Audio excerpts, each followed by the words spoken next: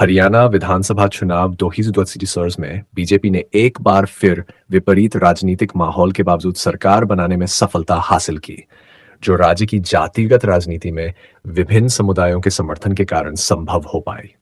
ये चुनावी जीत कई मायनों में खास है, क्योंकि इसे लेकर पहले से यह अनुमान लगाया जा रहा था कि किसान आंदोलन, अग्निवीर योजना और महिला पहलवानों के आंदोलनों जैसे मुद्दों के चलते बीजेपी के खिलाफ विरोधी लहर थी।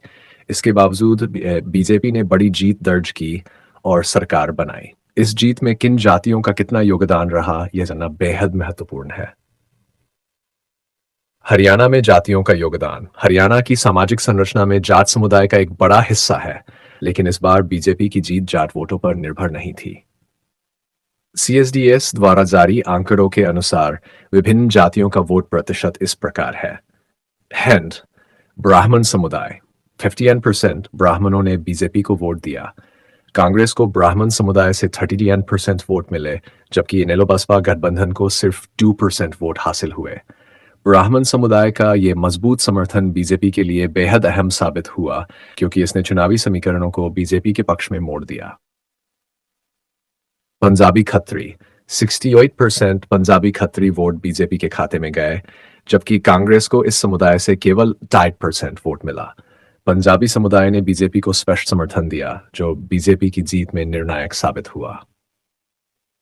जाट समुदाय। जाटों ने कांग्रेस को 53% वोट दिया, जबकि बीजेपी को केवल 29% जाट वोट मिले।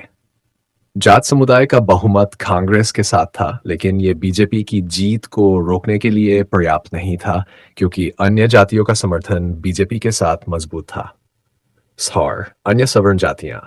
59% अन्य सवर्ण जातियों ने बीजेपी को वोट दिया, जबकि कांग्रेस को मात्र 8 वोट मिले। इन जातियों ने बीजेपी को कांग्रेस के मुकाबले 2.5 गुना ज्यादा समर्थन दिया, जो पार्टी की जीत में अहम भूमिका निभाई।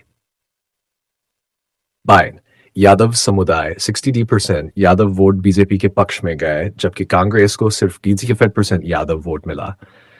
अहिरवाल क्षेत्र में बीजेपी ने यादव समुदाय के समर्थन से भारी जीत हासिल की, जहां की उनमें से डेट पर बीजेपी को जीत मिली। 6 दलित समुदाय जाटव 20% जाटव वोट कांग्रेस के पक्ष में गए, जबकि 35% जाटव वोट बीजेपी को मिले। हालांकि जाटव समुदाय में कांग्रेस आगे रही, लेकिन अन्य अनुसूचित जातियों का समर्थन बीजेपी को अधिक मिला। मुस्लिम समुदाय 59% मुस्लिम मतदाताओं ने कांग्रेस को समर्थन दिया, जबकि बीजेपी को केवल 7% वोट मिले।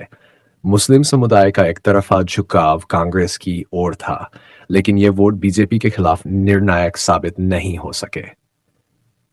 सिख समुदाय 47% सिख मतदाता कांग्रेस के साथ रहे, जबकि 51% ने बीजेपी को समर्थन दिया। हालांकि सिख मतदाताओं का बहुमत कांग्रेस के पक्ष में था, लेकिन इसने चुनाव के नतीजे पर अधिक प्रभाव नहीं डाला।